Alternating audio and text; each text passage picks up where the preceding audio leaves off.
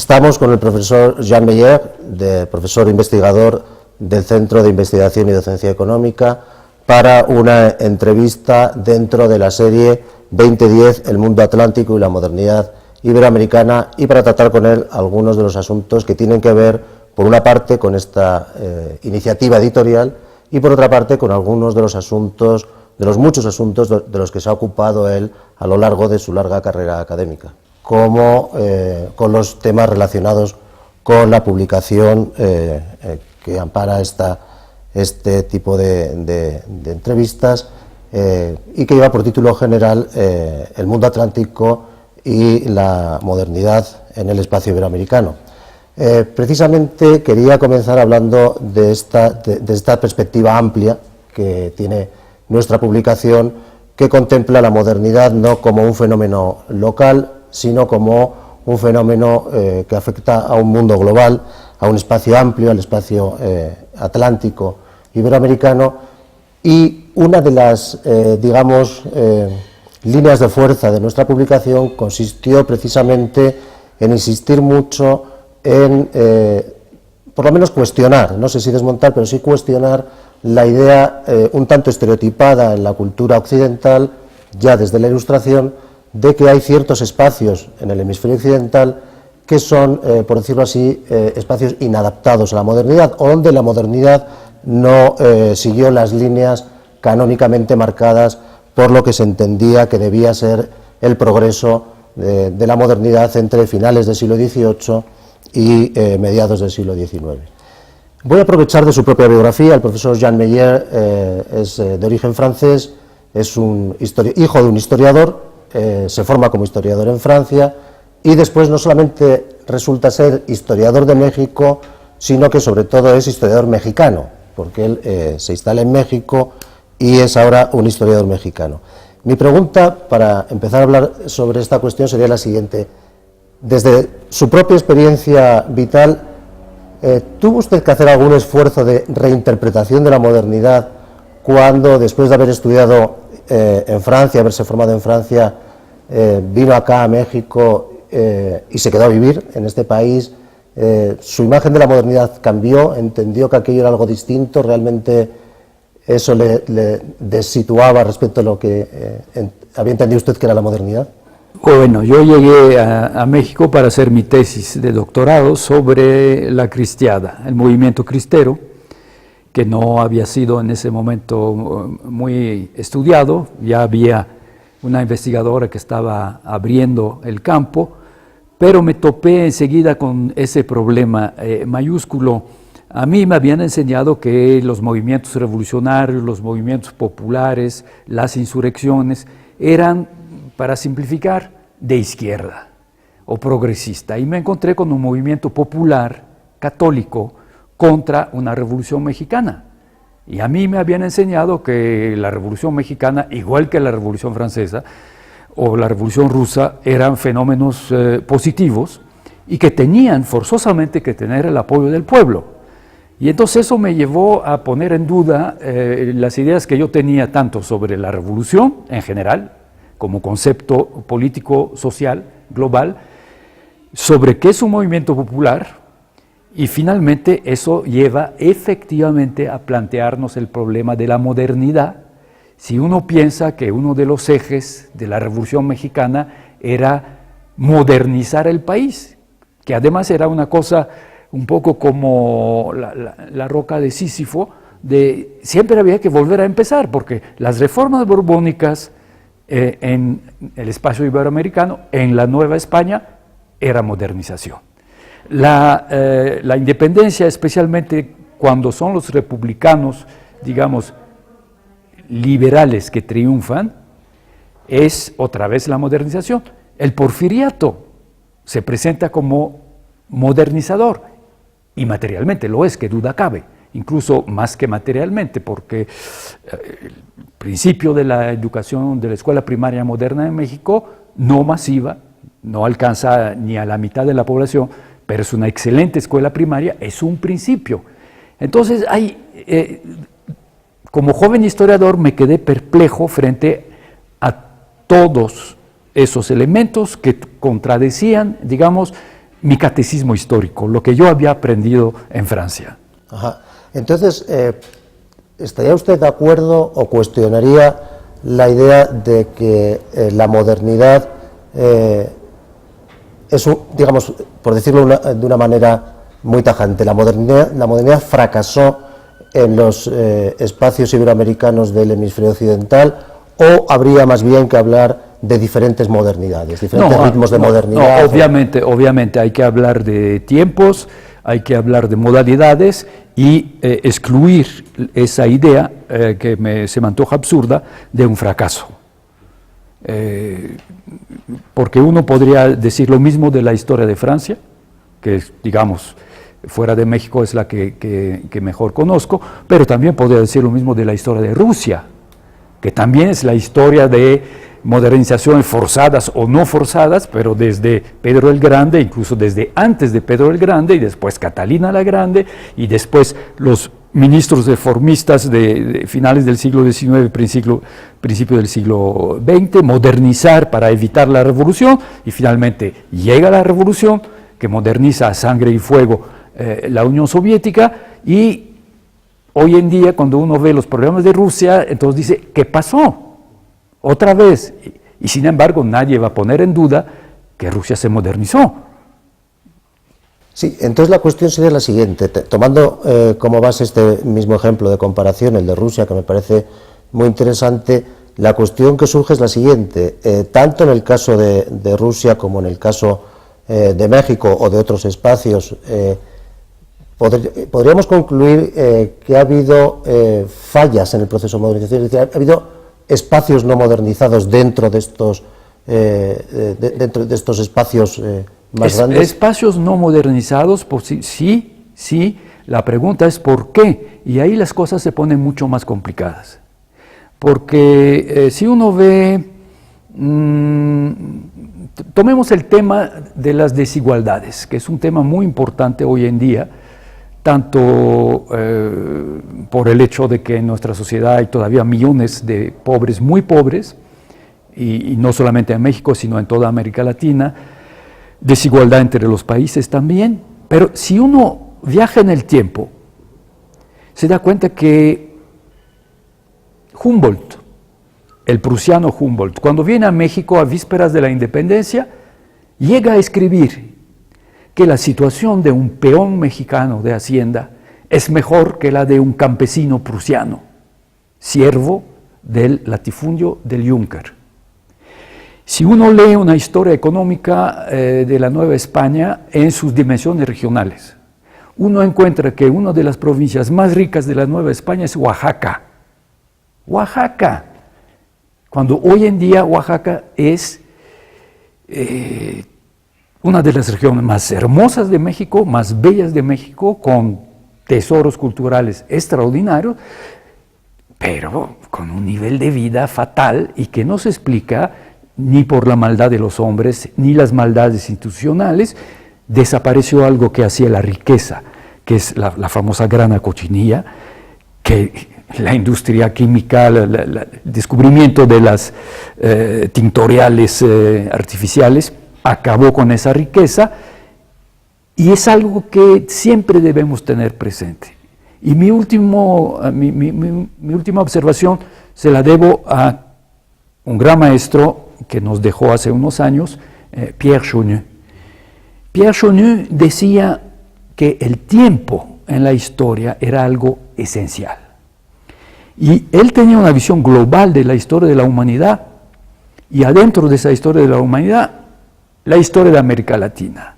Y decía, América Latina tiene no lo llamaba problema, él decía, es una realidad que hay que tomar en cuenta, un hándicap, si quieres, que el hombre americano, que llegó entre 50.000 y 20.000 años antes de Cristo, pasando a pie por el estrecho de Bering, en ese momento de la última gran glaciación, después se quedó solo en el continente. Unos pocos hombres en un continente inmenso, sin contacto con el viejo mundo, Asia, Eurasia y África.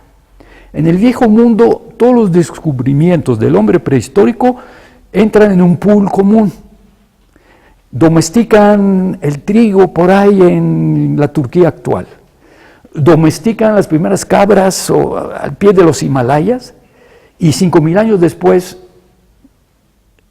toda la humanidad euroafricana, asiática, se ha beneficiado de eso. El hombre americano solo tiene que inventarlo todo.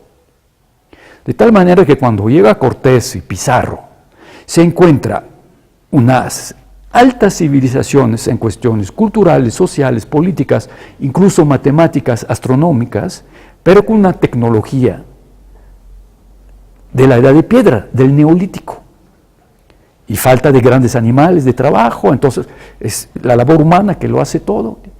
Y es lo que Chonui dice, entonces esa juventud del hombre americano, comparado a, no la senectud, pero ya la edad adulta del asiático y del euroafricano, es el problema de un tiempo que uno no puede recuperar inmediatamente. Individualmente sí.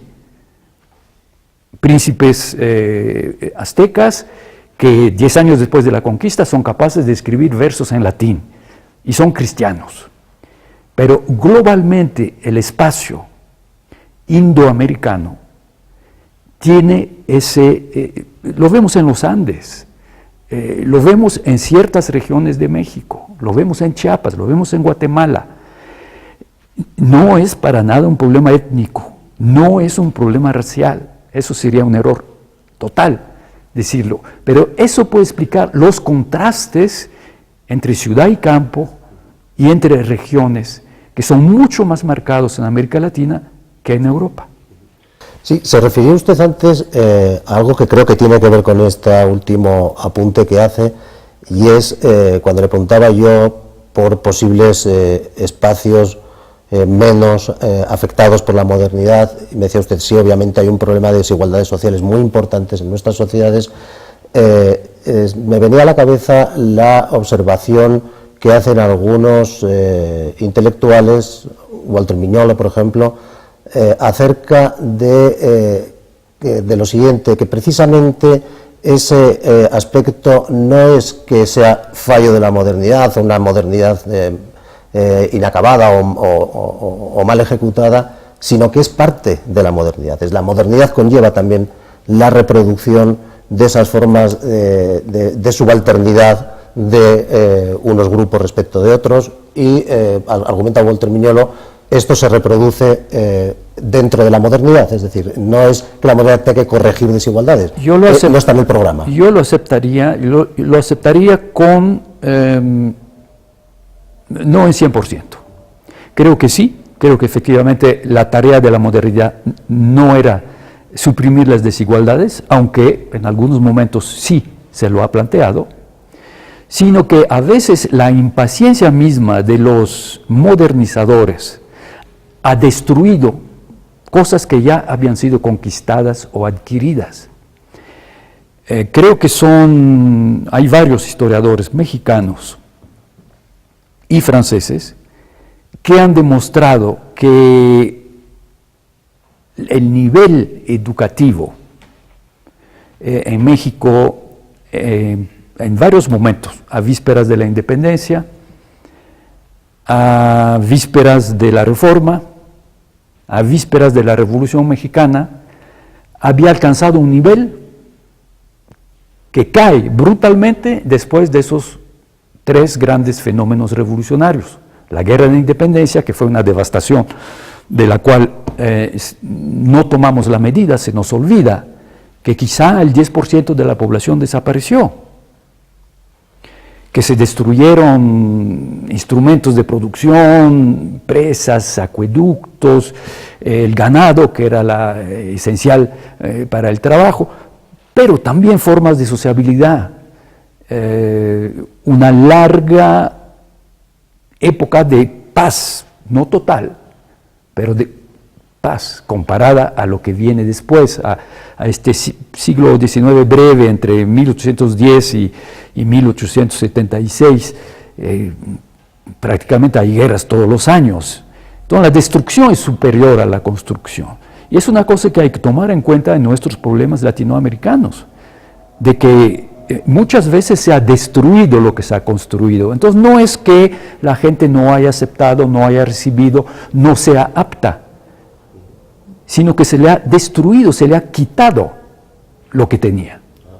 Yo quisiera ahora comenzar a hablar a raíz de lo que dice en su última respuesta de otro aspecto que está íntimamente relacionado con este del advenimiento de la modernidad en el espacio iberoamericano. Tiene que ver con el hecho de que las naciones que resultan en este espacio iberoamericano, también algunas naciones de Europa, como España o Portugal, por otra parte, pero específicamente estas naciones lo son a resultas de una disolución imperial. Usted, tenemos la suerte de que usted haya estudiado a lo largo de su carrera académica varios espacios imperiales, no solamente el espacio imperial del que resulta posteriormente la nación mexicana, sino, por ejemplo, estudió muy en profundidad también los imperios de Rusia.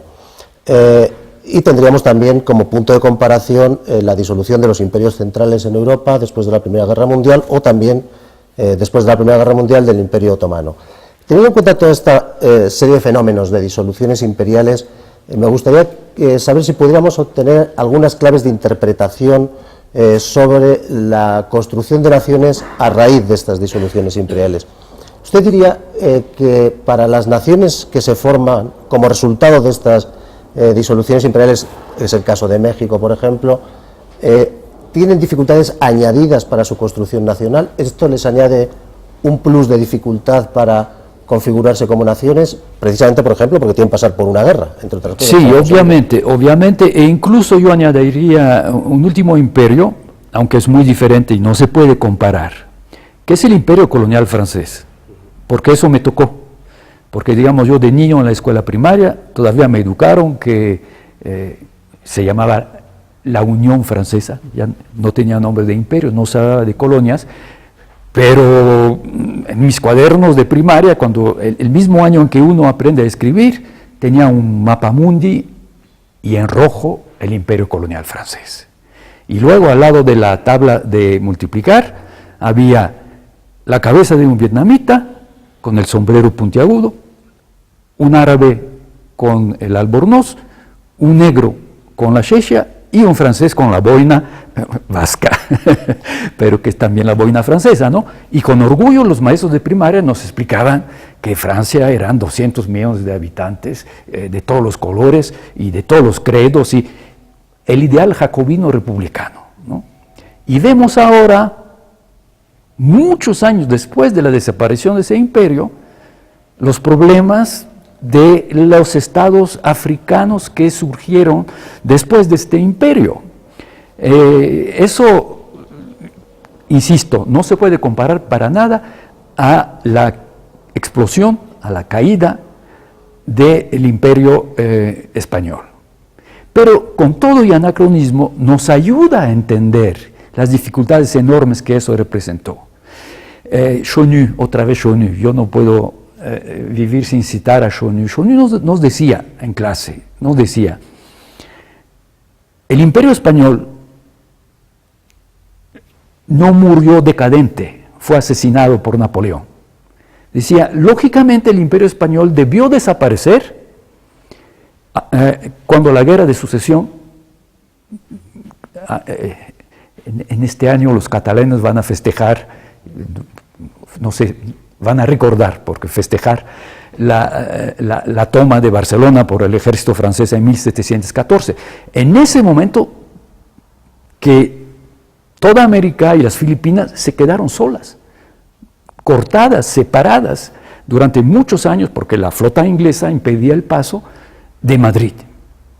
Y no hubo ningún movimiento de independencia. En ese momento, el imperio había dejado de existir. Y Chonu dice, el otro momento que hubiera sido lógico, con una maduración tranquila y poco al estilo Commonwealth británico, pudo haber sido a fines del siglo XIX. Pero Napoleón, la Revolución Francesa, un acontecimiento mayor externo al imperio, y eso no, qué bueno que su perspectiva sea una perspectiva de historia global, porque si no, no entendemos nada. No es que haya sido enfermo el imperio español. Incluso hoy en día los historiadores de todas nacionalidades, que estudian España, que estudian Carlos III, e incluso el pobre Carlos IV lo están rehabilitando ahora, no él, su gobierno. España no estaba a punto de caer. Fue la Francia revolucionaria, la Francia napoleónica, que llevó a España al desastre. Pierre Vilar, otro historiador francés, tenía toda la razón en su pequeño libro de que Sage, de la historia de España, dice, habla de Napoleón, de la guerra de España, de la guerra de independencia de España, y dice, y España despierta en la nada, en francés le néant, de las guerras carlistas. O sea, un siglo XIX desastroso, que es un regalo que les dejó Napoleón. Entonces, yo creo que eso explica las dificultades de América Latina en el siglo XIX, porque una élite, una pequeña minoría, tiene el proyecto de nación, tiene el proyecto de construir un Estado, incluso sobre el modelo francés, con el código napoleónico y todo el resto. Pero la nación no existe todavía. A mí me sorprende, me admira, incluso les digo a mis estudiantes o al público cuando puedo dar una conferencia, les digo, mis respetos, esas comunidades indígenas que en 1850, en 1860 en México, cuando tienen problemas de tierras, escriben a Madrid, porque tienen confianza en el rey de España. Y esos presidentes que pasan y los golpes de estados y los generales, aquí no hay nada. Si tú vas al archivo de la reforma agraria, encuentras que el único documento que consideran los pueblos, en tiempo de Cárdenas, cuando la reforma agraria, el único documento que vale es el título primordial que empieza que a nombre del rey de España, bla, bla, bla, ¿no? Entonces, la gente como que se estaba agarrando a algo que funcionaba y de repente la lanzaba a una alberca fría, gente que no sabía nadar. Yo creo que es un poco... Sí, de hecho, esto que dice usted creo que podríamos hacer dentro de este tono comparativo que veamos en nuestra conversación, creo que podemos hacer un ejercicio comparativo con una situación, digamos, no idéntica ni mucho menos, pero sí similar. A la altura de 1900, yo creo que hasta 1914, prácticamente nadie en Europa estaba hablando de la posibilidad o la eventualidad de una disolución del Imperio Austrohúngaro, es decir, era algo que se daba por hecho que existía. Es más, estaba en pleno florecimiento intelectual, artístico, académico, es decir, aquello era una auténtica Nueva Atenas. Y de nuevo ocurrió algo similar, es decir, una situación extraordinaria como es la guerra provoca el final de una estructura territorial muy amplia y, como dijo usted muy bien ahora, es como si los echaran a la alberca fría de repente, es decir, eso no estaba en el programa. Mi pregunta sería la siguiente: comparativamente, los pueblos y naciones que surgen de la disolución del Imperio Austrohúngaro a partir de 1919, algunas, digamos, son más estables, Hungría y Austria, otras son sumamente inestables. Hasta la fecha. Vamos a celebrar los 100 años del principio de la Primera Guerra Mundial. Ajá. Y los Balcanes siguen siendo un caos tremendo. La cuestión de Serbia, del Kosovo, no ha terminado. Y Bosnia-Herzegovina, donde empezó la Primera Guerra Mundial, con Sarajevo, Bosnia-Herzegovina es un pandemonio. Nada está arreglado, para nada. Exactamente, y sin embargo, digamos, las naciones que resultan de la descomposición de la monarquía española en el caso de Portugal es obviamente mucho más sencillo, sí tienen problemas de configuración, es decir, la Gran Colombia se descompone y da lugar a varias repúblicas, la República Centroamericana exactamente igual, pero digamos, no generan grandes problemas de construcción nacional en el sentido de que los espacios nacionales parecen más o menos definidos. México no tuvo nunca ese tipo de problemas, ¿no? Esto podríamos achacarlo al diferente tipo de dominación imperial, de diseño del imperio en cada uno de los casos. Sí y no, pero eso nos debería volver un poquito más indulgente, incluso optimista, para nuestra historia latinoamericana. Porque a 100 años de la independencia, 1921 o 1925, por ejemplo, para Perú. Perú y México están mucho mejor que a 100 años de 1914 o de 1918, cuando cae el Imperio Austrohúngaro. Y el caso del Medio Oriente, el Medio Oriente es todavía el resultado no resuelto de la catástrofe que fue la desaparición del Imperio Otomano. Porque el Imperio Otomano era un imperio, no era para nada democrático y no había entrado todavía en ninguna transición constitucional como el austrohúngaro. Pero si los turcos eran minoría rectora, compartían su poder con otras nacionalidades y eran minoría en el seno del Imperio Otomano.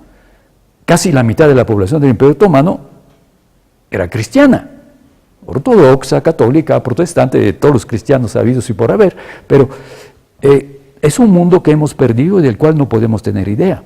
Entonces, en ese sentido, con todo y las insuficiencias de América Latina, le ha ido mucho mejor a América Latina que a los Balcanes, que al Medio Oriente y que a la propia Turquía, que no ha terminado de resolver sus problemas.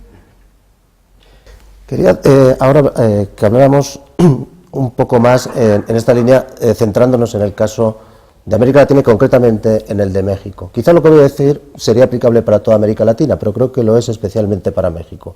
Tengo la impresión, como observador foráneo de México y de su historia, de que así como la historia de la consolidación nacional o del nation making en México ha sido un proceso relativamente exitoso, es decir, no ha habido en la historia de México problemas de nacionalismos internos a la República, nunca nadie cuestionó, ni siquiera los partidos más de izquierda o más de derecha cuestionaron nunca jamás el ser nacional de México. Digamos, en ese sentido es un éxito de construcción nacional. Sin embargo, me da la impresión de que no es lo mismo en el caso del proceso de conformación estatal. Es decir, digamos, la idea sería la siguiente: así como la nación es un proceso exitoso, la construcción del Estado es mucho más contradictoria. Creo que esto además es aplicable para diferentes espacios latinoamericanos, ¿no? Sí. ¿Cree que esto es un signo de esta modernidad de los siglos XIX y XX latinoamericana? Es decir, que con naciones y nacionalismos muy consolidados, sin embargo, la forma estatal venga a construirse y a reconstruirse permanentemente, sí, sin llegar a consolidarse. Yo creo que tiene que ver otra vez con lo que Chonú llama la juventud del hombre americano. Acuérdense que México a la hora de la independencia tiene 6 millones de habitantes, en un espacio inmenso, mucho más que el actual, porque todo lo que en 1848 nos quitaron los Estados Unidos, ¿no? Entonces, México es un archipiélago de islas que cada vez es una ciudad con una personalidad muy fuerte. Mérida, Saltillo, el Saltillo, decían en aquel entonces, Guadalajara, no las enumero todas. Cuando la guerra de reforma, México tiene 9 millones de habitantes. Cuando don Porfirio cae, México tiene 15 apenas. Y cuando Cárdenas deja el poder, México tiene apenas 20 millones. ¿A dónde voy? En esos espacios inmensos, construir un Estado es algo muy difícil. Por eso México nació federal o federalista. Pero no es como en Estados Unidos, no es estados que surgen cuando adquieren un crecimiento demográfico y hay esa expansión, vienen millones de europeos. No es el caso de México, aunque los dirigentes mexicanos hayan buscado atraer la inmigración europea. Llegó, pero a cuentagotas. Entonces lo que tenemos son ciudades, que de hecho casi cada una quiere ser independiente. Y hay ese conflicto entre las ciudades. Y hasta la fecha vemos lo que está pasando ahora en Michoacán, en esa crisis de casi ha desaparecido el Estado local de Michoacán, pide a gritos la ayuda de la Federación del poder federal central, y cuando llega esa ayuda, inmediatamente despierta y empieza a clamar que están violando su soberanía y duplica las instituciones. Si el centro mandó un comisario, yo mando un comisario. Y yo creo que eso nos permite entender la dificultad de la construcción de un Estado en México. El federalismo, que puede ser en una sociedad canadiense o una sociedad norteamericana algo muy positivo, y conste que no soy centralista, pero creo que el federalismo en México nos ha salido carísimo. Carísimo. Es quizá por esta observación que hace que pregunto, que un historiador como usted entendió desde un principio que tenía sí que prestar atención, obviamente, a la historia de México como proceso general, y también buscar alguno de estos lugares, precisamente estas islas que formaban el archipiélago que dice usted mexicano, para prestarle atención, porque usted desde muy temprano presta una atención historiográfica muy concreta y muy prolongada en el tiempo a Nayarit, al territorio de Nayarit. Cuando usted estaba respondiéndome la anterior pregunta, yo estaba pensando, usted decía que es muy difícil establecer el Estado dentro de este espacio. Estaba pensando precisamente en el caso de Nayarit, que usted conoce también, ¿no? Sí. Y que termina a la altura de comienzo del siglo XX con una historia tan fantástica como la de Manuel Losada, ¿no? Sí. Donde el Estado es él, ¿no? Sí. En ese espacio nayarita. ¿Sería este un buen ejemplo de esto que nos está usted? Pues yo creo que sí. Precisamente llega un momento en que la élite urbana de esa pequeña ciudad del centro oeste, que se llama Tepic, siente la necesidad de emanciparse de Guadalajara. Pertenece en ese momento al estado de Jalisco, a veces se llama prefectura, a veces se llama de otra manera, del séptimo cantón de Jalisco, y trabaja para lograr no solamente su autonomía, pero finalmente la soberanía que le reconoce la Constitución de 1917. Pasó por etapas de territorio militar, regido directamente por México, a territorio federal, que es la antesala del Estado, y en la Constitución de 17 ya se le proclama Estado. Entonces, es un caso de, precisamente, de esas luchas locales, de esos regionalismos que no ponen en duda nunca la existencia de la nación mexicana. Nunca hay secesionismo. Pero Campeche se independizó de Mérida. Por eso hay un estado de Campeche y no solamente un gran estado de Yucatán. Y es un fenómeno que encontramos. Aguascalientes se independizó de Zacatecas. Y siempre es el mismo fenómeno. Unas familias que tienen unos intereses que defienden, y llega un momento que dice, ya basta de que los otros manden. Si nosotros somos los que pagamos o que producimos el trigo que da de comer a los mineros de Zacatecas, bueno, que los mineros de Zacatecas nos reconozcan nuestra autonomía política. Y si no quieren, bueno, pues la independencia. Y siempre se logra jugando con el centro. Y todo eso dificulta efectivamente la construcción de un Estado comparable al Estado francés o al Estado... Nos podría remitir a esquemas italianos, eso sí. No es un consuelo, pero muchas veces cuando uno ve los problemas en México o en América Latina, si uno ha viajado un poco dice, no, pero es que en Europa yo conozco lugares donde la situación es la misma o mucho peor todavía. Sí, porque, digamos, en casos que habían pertenecido al mismo espacio, como es el caso de la monarquía española, los problemas de construcción estatal obviamente son también permanentes durante todo el siglo XIX y buena parte del siglo XX, pero además le añade un problema de construcción nacional con la aparición allí sí de nacionalismos, de identidades nacionales alternativas dentro de la propia nación española, ¿no? Sí. Cosa que en los espacios de América Latina nunca surge, ¿no?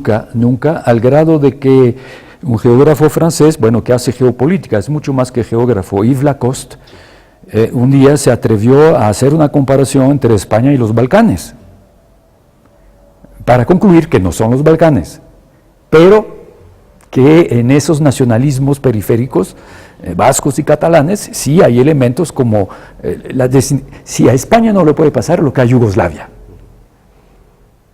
Y España sí Se habla de federación, confederación, en fin. Yo quería ahora que habláramos de otra forma de identidad que quizá, junto con la identidad nacional, en el caso de México, en el caso de otros países del espacio iberoamericano, en el caso también de España, de la España como nación también independiente en el siglo XIX, fue tan determinante como la identidad nacional, me refiero a la identidad religiosa. Todos estos espacios surgen como repúblicas católicas, digámoslo así, son repúblicas criollas y repúblicas católicas, exactamente igual la monarquía española del siglo XIX es una monarquía, continúa siendo una monarquía católica, y a lo largo de este siglo que se produce un proceso, digamos, por una parte de emancipación respecto de la autoridad, de la auctoritas en este caso, de la Iglesia, y al mismo tiempo, más tarde, de construcción de sociedades, digamos, laicas, ¿no? Dentro de estos procesos creo que podemos observar una cierta paso cambiado, es decir, hay emancipación política antes que emancipación religiosa, por decirlo de una manera más rápida. Los países de América Latina se emancipan de la monarquía, pero no se emancipan de la Iglesia, y continúan sin hacerlo durante décadas. ¿Cree que esto añade un rasgo muy específico a estos países y a su construcción nacional en la yo creo que sí, y otra vez hay que incluir España en ese esquema. Y eso nos diferencia de los imperios o de lo que pasa después en los escombros del Imperio Austrohúngaro, del Imperio Otomano, incluso del Imperio Ruso.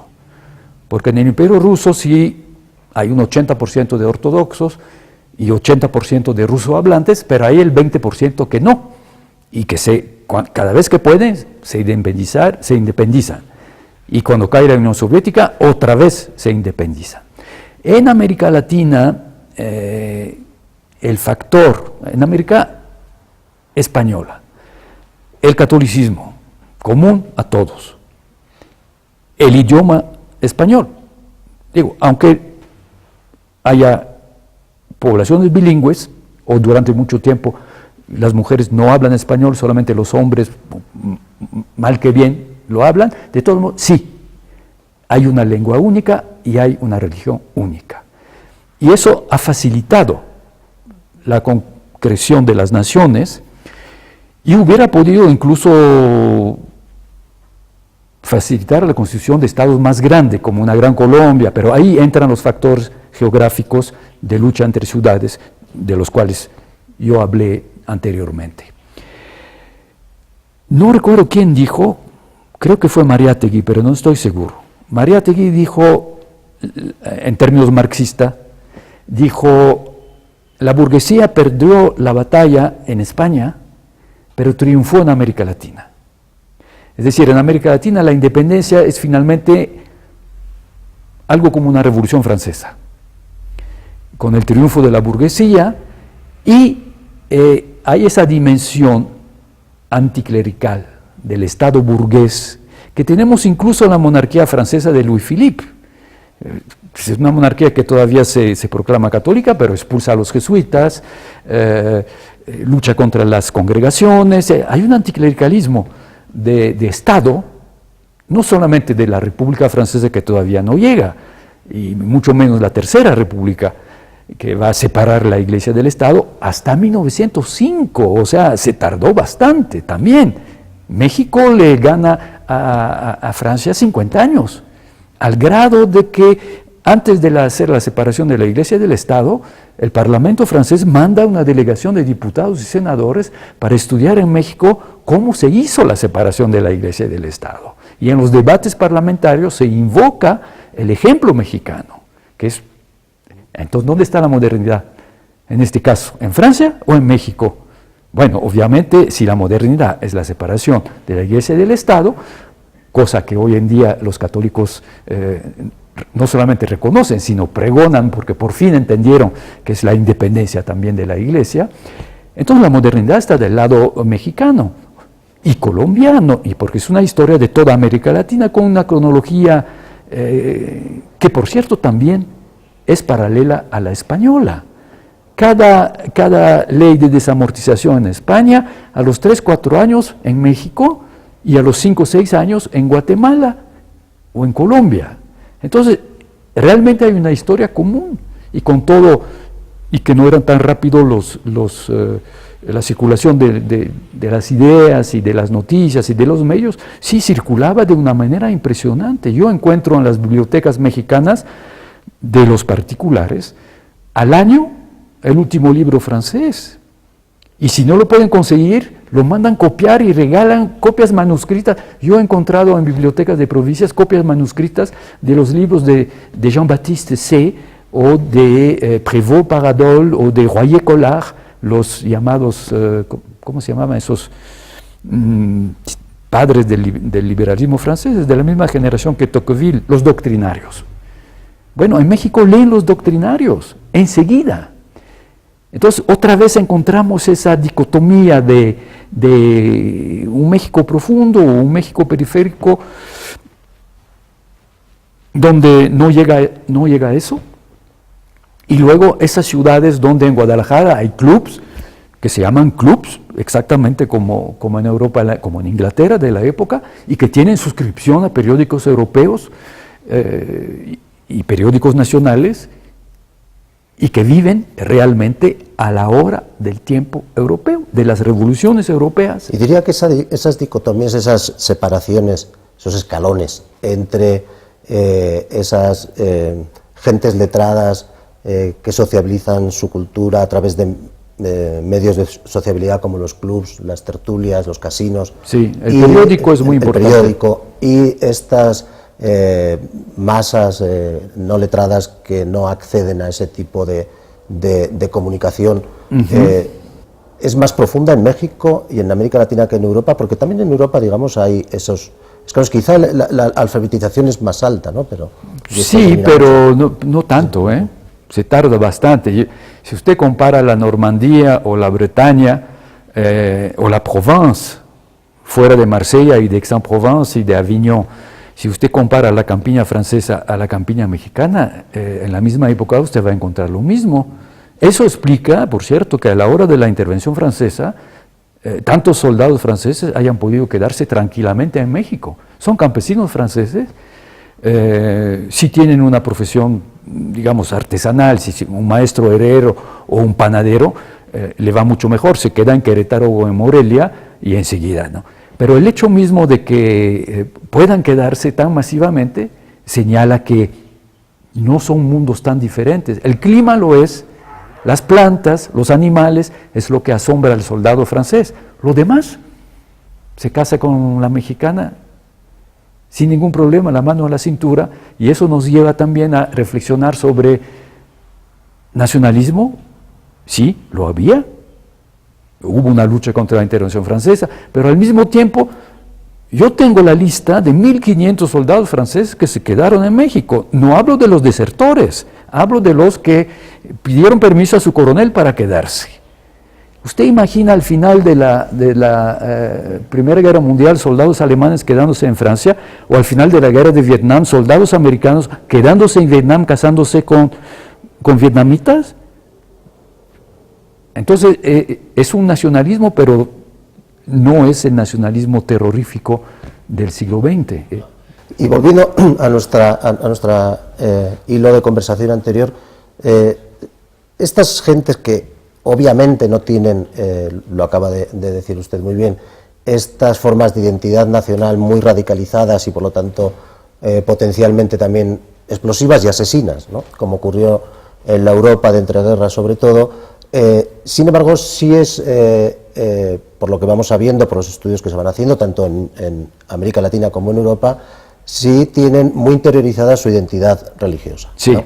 Este escalón al que nos referíamos antes, social y cultural, usted que ha estudiado en profundidad y es quizás obra más conocida la de las reacciones frente a estos procesos de reducción de la presencia de la Iglesia Católica en México, estos escalones son los que pueden permitir explicar por qué hay una reacción tan fuerte desde estos sectores frente a políticas equivalentes a la de 1905 en Francia o 1957 en México. Sí. Bueno, eso otra vez nos remite a la historia global. El problema no es tanto México o América Latina, el problema es Roma y lo que pasa en Europa. El problema se llama en la primera etapa la Revolución Francesa. La Revolución Francesa que no tenía por qué tomar ese giro antirreligioso, no solamente anticatólico, sino anticristiano y antirreligioso, contra el cual Robespierre intentó reaccionar incluso, porque Robespierre era deísta y bueno. Pero quedó de la Revolución Francesa esa herencia de un anticlericalismo violento que después de Napoleón, la Restauración, digamos, duerme un poco o mucho, y hay unos casi 50 años, hasta la Revolución de 1848, donde existe un liberalismo católico. Pero un liberalismo católico no estoy hablando de la burguesía católica, estoy hablando de los obispos, estoy hablando de los sacerdotes. Hay dos, por lo menos dos, si no es que tres bandos, digamos, en el cuerpo eclesiástico mundial. Hay un bando reaccionario, monarquista a ultranza, hay un centro liberal, moderado, y hay liberales. Y eso llega hasta Roma, al grado de que cuando en 1846 nombran a un joven obispo papa, y toma el nombre de Pío IX, el famoso Metternich, que era el árbitro de Europa, ese hombre que Kissinger admiró tanto, que hizo su tesis de doctorado sobre Metternich, Metternich escribe una carta diciendo que es una catástrofe, porque la revolución sentada en el trono de San Pedro, porque este hombre era un liberal, con fama de liberal. Y efectivamente la primera cosa que hace es liberalizar el gobierno de la Iglesia, tumba los muros del gueto de Roma para emancipar a los judíos, abole la censura de la prensa, abre las cárceles del Vaticano, del Estado, porque los estados, pues era como el 25-30% de Italia eran los estados pontificales que cortaban en dos Italia, pero surge la revolución de 1848. Y en el caso de los estados pontificales, en Roma hay una revolución radical, violenta, que quiere proclamar la república, y el primer ministro del Papa y su amigo y su hombre de confianza muere asesinado prácticamente en los brazos del Papa. Y Pío IX huye a Nápoles, se refugia se entrega al rey ultraconservador Borbón de Nápoles, del reino de las dos Sicilias, ahí se queda 2 años, hasta 1850, y cuando regresa es otro hombre. Ya es el Pío IX que conocemos de los libros de historia. En los libros de historia se les olvida mencionar que hubo primero un papa liberal y se vuelve el hombre de la reacción, o quizá la reacción es demasiado, el intransigentismo, que es la palabra que se acuña en ese momento. El Papa es intransigente porque no acepta transigir con ese mundo odioso moderno. Y el liberalismo es la ideología del mundo moderno. Y entonces, a partir de ese momento, Roma prohíbe a sus obispos y a sus sacerdotes ser liberales. En México todavía, en México hay que esperar, eso tarda en llegar a México. Pero cuando viene la Constitución del 57 y las guerras de reforma y la nacionalización de los bienes eclesiásticos y la expulsión de las órdenes religiosas, es sobre el caso mexicano que el Papa va a redactar el famoso, el terrible Syllabus que acompaña su encíclica Quanta Cura, que empieza: ¿puede el Papa reconciliarse con el mundo moderno? No. No solamente no puede, sino que no debe. Y después enumera los 90 puntos de desacuerdo radical del Papa con...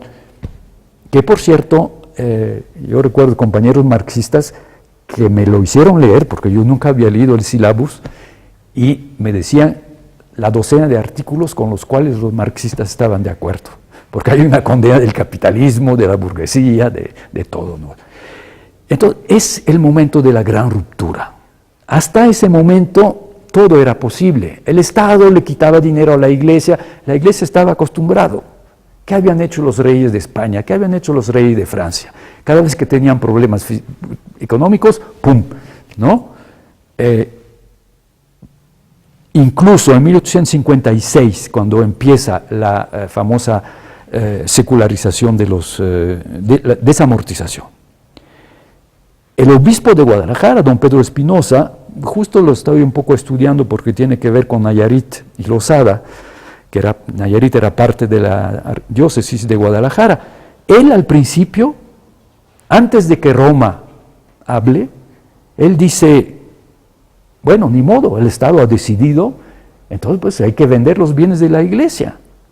Y sí, hay que dar la prioridad a los arrendatarios, los que tienen 10 años, 20 años, 30 años de trabajar tierras de la Iglesia, que han sembrado árboles, han mejorado, han construido acueductos, tienen la prioridad.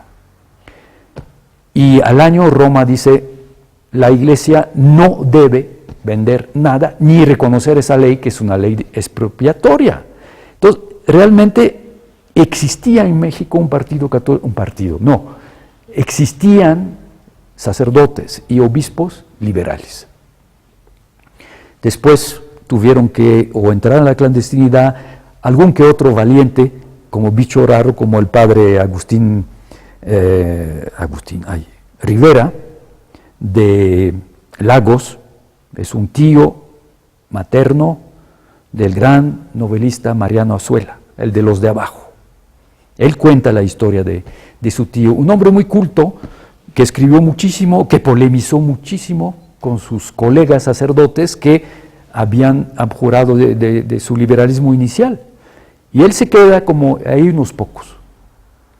Nuestro amigo nos mencionaba el caso de un gran obispo, arzobispo de Oaxaca en tiempo de don Porfirio, y hasta los años 20 del siglo XX, de origen anglo-mexicano, Thomas Gillow, en el centro todavía está el Hotel Gillow, de esa familia, que fue un modernizador a ultranza, constructor de ferrocarril, partidario de la industrialización, mandaba traer órdenes religiosas de maestros, enseñanza, para modernizar la enseñanza en Oaxaca.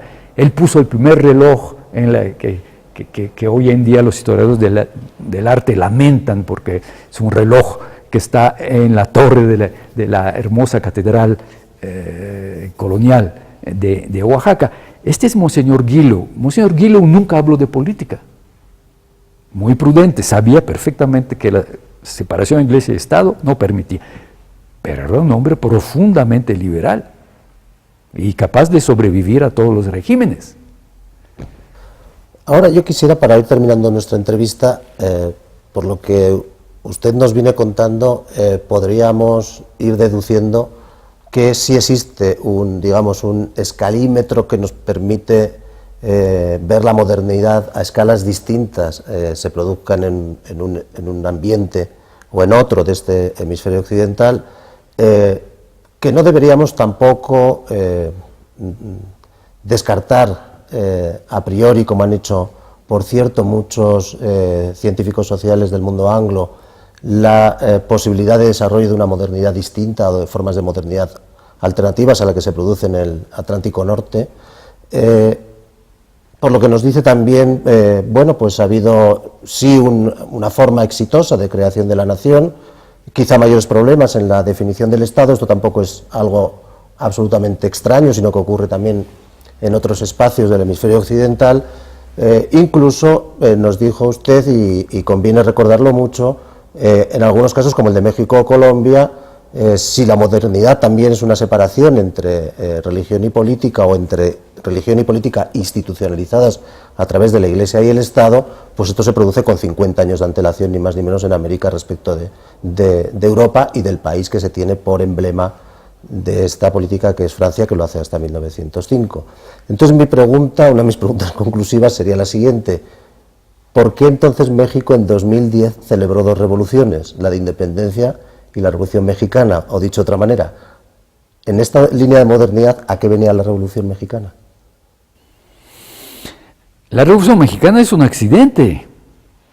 En la historia es algo que no le gusta a los historiadores, pero en la historia le puede pasar a las naciones lo que le pasa a las familias. Tú manejas muy bien, tienes un buen coche, en buen estado, pero en la curva hay grava o hay aceite que dejó un camión antes. Y todo el mundo, va toda la familia y feliz y regresan de vacaciones y el accidente. Y muere uno de tus hijos. Es una tragedia. Ahora se ha puesto de moda, ¿qué hubiera pasado si? Luis González nos contaba que cuando la última reelección de don Porfirio, los embajadores estaban muy preocupados y los inversores estaban muy preocupados, porque todos decían, es que don Porfirio es un milagro, México es un milagro gracias a don Porfirio, pero ya don Porfirio está viejo, si se nos muere. Y entonces Porfirio, que lo sabía, invita a los señores embajadores a un desayuno en el colegio militar. Y cuando llegan los señores embajadores, el edecán le dice, perdón, el señor presidente está un poco retrasado, pero si quieren pasarlo a la sala de armas, está terminando su entrenamiento. Y entran y ven a don Porfirio en un asalto con sable. Y dicen, no, pues este señor todavía va a vivir, va a aguantar los 4 próximos años. Bueno, supongamos que ese mismo día don Porfirio, al salir de la bañera, resbala sobre el jabón y se desnuca. No hay reelección, no hay Revolución Mexicana, hay estatuas de don Porfirio en todo el país. ¿Exagero? No creo. No creo, porque la Revolución Mexicana en ese momento es política. El problema es esa última reelección. Madero estaba incluso dispuesto a contentarse con la vicepresidencia. O sea, un fenómeno político que después, eso sí, después, toma dimensiones sociales, militares, de violencia, que hace efectivamente que es el ¿cómo decir? Es la matriz de todo el siglo XX mexicano y que no hemos terminado todavía de digerir totalmente. Entonces es normal que se celebre. Y respecto de esto, ya conclusivamente, usted ha insistido mucho en muchos de sus textos sobre la Revolución en desmitificar, por lo menos resituar algunos de los estereotipos más habituales sobre la Revolución Mexicana, ¿no? Esta idea de las hordas campesinas, de campesinos desposeídos que son los que hacen la revolución, una revolución que tiene una visión, como todas las revoluciones y como todos los hechos similares a la Revolución Mexicana, siempre existe una visión, digamos, romántica de estos hechos que tiene un éxito muchísimo mayor que el de un relato sosegado, científico y a pie de documento de lo que realmente estaba ocurriendo, ¿no? Pero teniendo en cuenta que debemos resituar la Revolución Mexicana dentro de sus parámetros, como historiadores, como científicos sociales, dentro de sus parámetros reales, ¿usted qué lugar diría que ocupa dentro de las revoluciones contemporáneas? Es decir, si es cierto que es el primer gran fenómeno revolucionario del siglo XX, pero ¿estaría en esa línea de revoluciones del siglo XX? ¿Está más en la línea de revoluciones o de cambios, digamos, violentos de régimen del siglo precedente? ¿Es algo extraordinario y peculiar? ¿Es un accidente? No, yo creo que sí se puede comparar con... se puede comparar con ciertos episodios de la Revolución Rusa, aunque no haya nacido de la Primera Guerra Mundial, y se puede comparar, yo creo de manera más interesante, con la Revolución Republicana China, que en Sun Yat-sen tiene su madero. Y hay que recordar que Sun Yat-sen era cristiano, Sun Yat-sen era protestante, cristiano, Chiang Kai-shek también.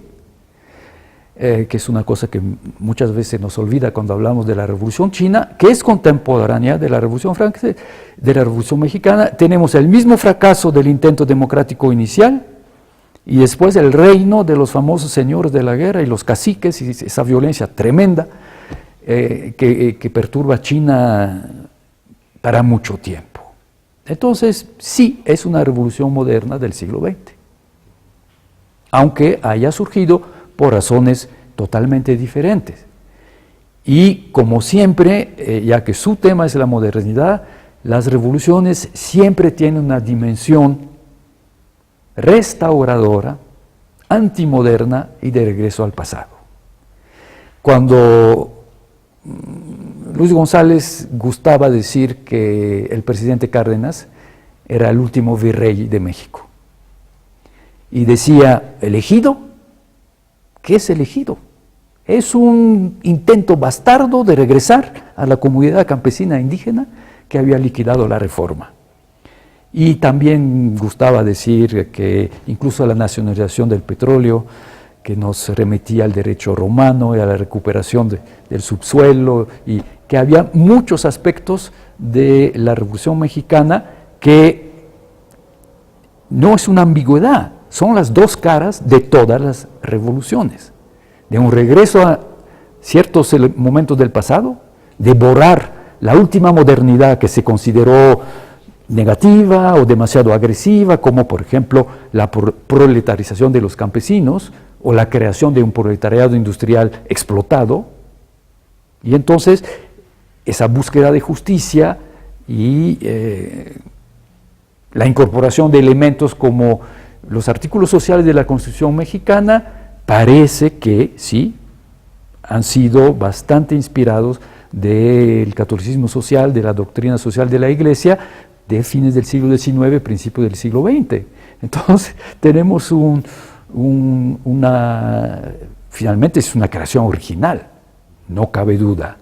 Y para concluir sobre la nación, en 2014, en todas las Américas, yo creo que, quizá con la excepción de Chile, México es la nación más integrada. Es decir, donde la gente, donde todo el mundo se reconoce y se proclama orgullosamente como mexicano, sabiendo que es mexicano. No se puede decir lo mismo ni de Canadá, ni de Estados Unidos. Y hay varios países de América Latina que todavía están en búsqueda de una identidad nacional o de homogeneizar, de expander a todos sus habitantes el concepto nacional. Mientras que los mexicanos, vas a Estados Unidos y en un suburbio de Nueva York te dicen, aquí es México. Y es gente de Atlisco que está vendiendo tacos. Pues muchas gracias, ha sido un placer hablar con usted. Gracias por preguntas tan sugerentes a las cuales es imposible contestar. Muchas gracias.